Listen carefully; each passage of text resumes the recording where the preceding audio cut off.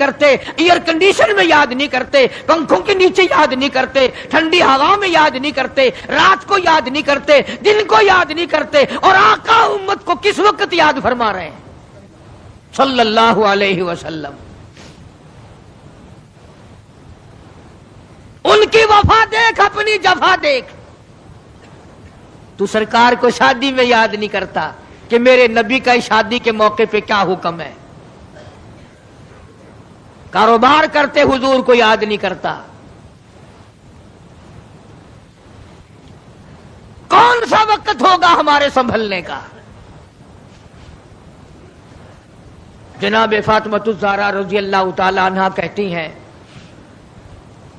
مجھے بڑا رنج پہنچا, اور ساری کتابوں میں ہے, حدیث کی, تفسیر کی, سیرت کی. جناب فاطمۃ الزہرا رضی اللہ تعالی عنہا حضور کریم صلی اللہ علیہ وسلم کے وصال کے بعد 6 مہینے زندہ رہیں. تمام حضرات کہتے ہیں ایک دن بھی کسی نے ہنستی ہوئی نہیں دیکھی, کبھی پیٹ بھر کے کھانا نہیں کھایا. اکثر رویا کرتی تھی, مدینے والوں تم نے میرے ابا کی قبر پہ کن ہاتھوں سے مٹی ڈالی. اور امت کے ساتھ اور سلوک روا رکھنے والی, محبت والی بات ایک اور چیز لکھی سیرت کی کتابوں میں. فرماتے ہیں کہ جب آپ کو, حضرت عائشہ فرماتی ہیں کہ آواز پست ہو گئی, بالکل آواز نکلنی بند ہو گئی, سانس ختم ہو رہا تھا.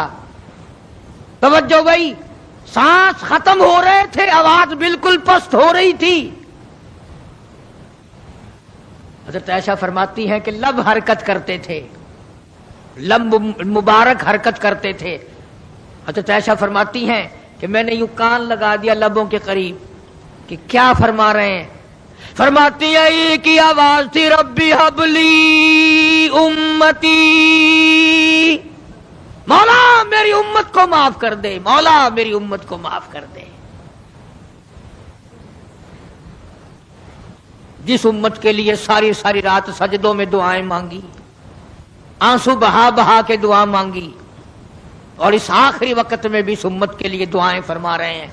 اور یہ امت 5 وقت نماز کے لیے تیار نہیں, یہ امت ظلم سے توبہ کرنے کو تیار نہیں, یہ امت حرام کھانے سے توبہ کرنے کو تیار نہیں, یہ امت آج اللہ کے قہر سے بچنے کو تیار نہیں. کیا صورت ہوگی. اسی لیے قرآن کریم کے 18ویں سپارے کی ایک آیت آپ کو آخری میں سنا دوں. میدان حشر برپا ہوگا, قیامت کا میدان لگا ہوا ہوگا. جناب مدنی کریم صلی اللہ تعالی علیہ وسلم تشریف لائیں گے اور فرمائیں گے وقال الرسول یا رب ان قوم اتخذوا هذا القرآن مہجورا. یا اللہ, یہ وہ لوگ ہیں جنہوں نے میرے قرآن کا مذاق اڑایا, تمسخر اڑایا, ٹھٹھا بنایا, مخول بنایا. وَكَذَلِكَ جَعَلْنَا لِكُلِّ نَبِيٍّ عَدُوًّا مِّنَ الْمُجْرِمِينَ. یہ میرے دشمن ہیں جیسے پہلے نبیوں کے دشمن ہوا کرتے تھے. جلال میں ہوں گے, غصے میں ہوں گے. محمد عربی صلی اللہ علیہ وسلم جب فرشتے خبردار کریں گے, کالی کملی والے تیرے بعد انہوں نے بڑی بدعت پھیلائی, تیری سنتوں کو مٹایا اور بدعت پھیلائی, تیری سنتوں کو ختم کیا اور رواج نئے نئے چلائے, شرک کیا, بدعت کیے, کفر کمایا. آج ہم یہ نہیں سوچ پاتے کہ کس طریقے سے اپنا آخری وقت ہونا چاہیے. آج اس امت کے لوگوں کو سنت کے مطابق غسل نہیں ملتا, آخری سنت کے مطابق کفن نہیں ملتا. میں کہتا ہوں سنت کے مطابق جنازے کے کندھا تبدیل نہیں کیا جاتا, سنت کے مطابق میت کو قبر میں نہیں اتارا جاتا, سنت کے مطابق قبر پر مٹی ڈالنے کا رواج نہیں نا.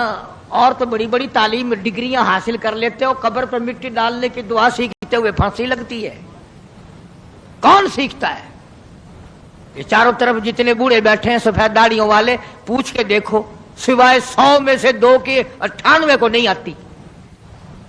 قبر میں میت اتارنے کی دعا نہیں آتی، قبلے کی طرف منہ موڑنے کی دعا نہیں آتی۔ اور انشاءاللہ آج کل تو ضرورت بھی نہیں، کیوں؟ جنت ہمارے باپ دادا کی ہے، چھلانگ لگائیں گے اور پہنچ جائیں گے۔ اس لیے میں یہ بات عرض کر رہا ہوں دکھ کے ساتھ کہ آپ دین کو سیکھتے نہیں، آپ دین کے قریب نہیں آتے۔ آپ محمد عربی صلی اللہ علیہ وسلم کے اگر عاشق ہیں، محبت کرنے والے ہیں، پروانے ہیں، دیوانے ہیں، آؤ پھر یار کی ہر ادا پر جان دو، پھر اس کو سیکھو، پھر اس پہ عمل کرو، تاکہ ساری زندگی سنتوں پہ عمل کرتے کرتے گزر جائے۔ اس لیے قرآن کریم کی جو میں نے آیت تلاوت کی تھی اذا جاء نصر اللہ کی، اس کا یہی مفہوم ہے، فسبح بحمد ربک، میرے نبی آ جا پھر آپ تسبیح پڑھیں میرے نام کی، واستغفرہ انہ کان توابا۔ اس لیے ہمیں بھی ہر وقت یہ کوشش کرنی چاہیے کہ قرآن کریم کی تلاوت کی عادت بنا لیں، درود شریف کی عادت بنا لیں، لا الہ الا اللہ، لا الہ الا اللہ محمد الرسول اللہ، اس کی عادت بنا لیں، سبحان اللہ والحمد للہ ولا الہ الا اللہ واللہ اکبر ولا حول ولا قوت الا باللہ العلی العظیم، اس کی عادت بنا لیں۔ آؤ اس کا فائدہ بتاؤں، حدیث پاک میں آتا ہے جب زبان پہ ذکر ہوتا ہے، اللہ کا نام ہوتا ہے اور آدمی قدم رکھتا ہے، زمین کہتی ہے او پیارے تیرے یہ قدم مجھے کب تک نصیب، کتنے دنوں کے بعد ملے، زبان تیری ہو اور ذکر میرے اللہ کا ہو، قدم تیرا ہو اور جسم میرا ہو۔ یوں آتا ہے کتابوں میں، زمین گواہی دے گی قیامت کے دن، اس نے مجھ پر سبحان اللہ کہا تھا، اس نے مجھ پر الحمدللہ کہا تھا، اس نے مجھ پر درود پاک پڑھا تھا، اس نے مجھ پر قرآن کی تلاوت کی تھی، اور وہ گواہی بھی دے گی زمین، اس نے مجھ پہ زنا کیا، حرام خوری کی، بدماشی کی، اس نے خنزیر کھایا، سور کھاتا رہا دنیا میں، یہ ساری چیزوں کی زمین گواہی دے گی۔ یہ دیواریں، یہ کھڑکیاں، یہ روشن دان، یہ چھت سب گواہی دیں گے۔ ہمارا ایمان ہے کتنا ہی بڑا کسی کا عمل کیوں نہ ہو، سرکار کی شفاعت کے بغیر نجات ممکن نہیں۔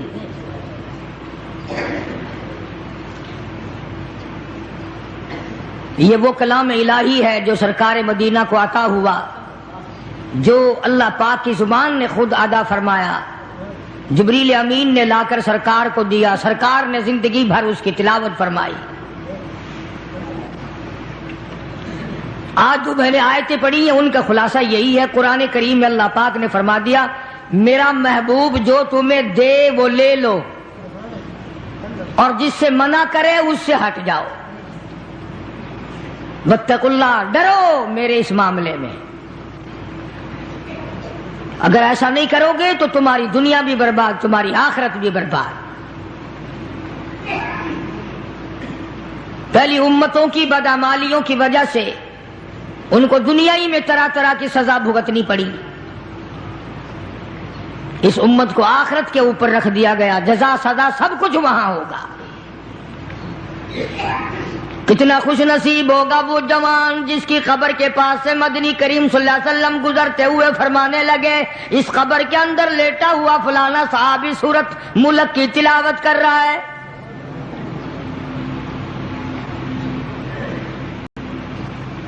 امام الانبیاء محبوب کبریا حضرت محمد مصطفیٰ صلی اللہ تعالی علیہ وسلم خچر پہ سوار ہیں، 2 قبروں کے پاس سے خچر گزرنے لگا تو بدک گیا،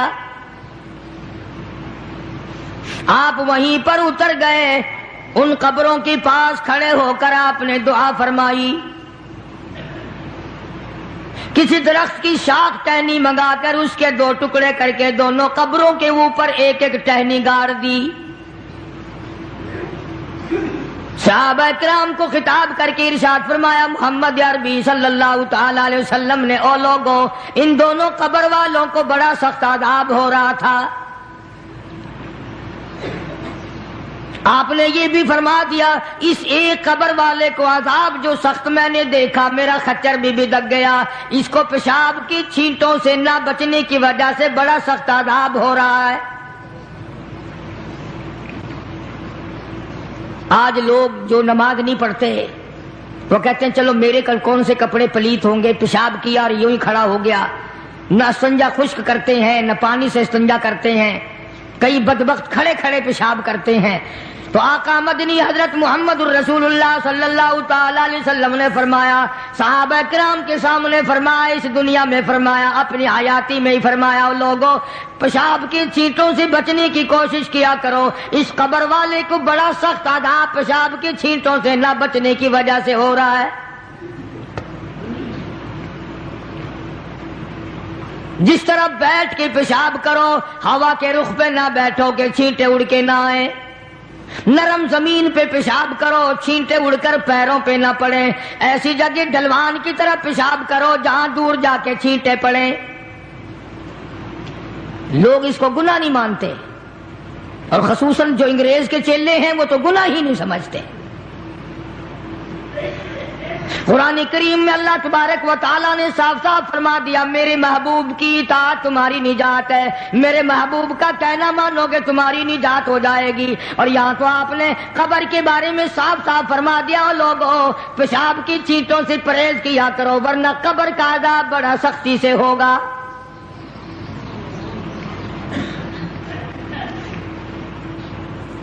لوگ احتیاط نہیں کرتے، ان چیزوں کے بارے میں سوچتے نہیں۔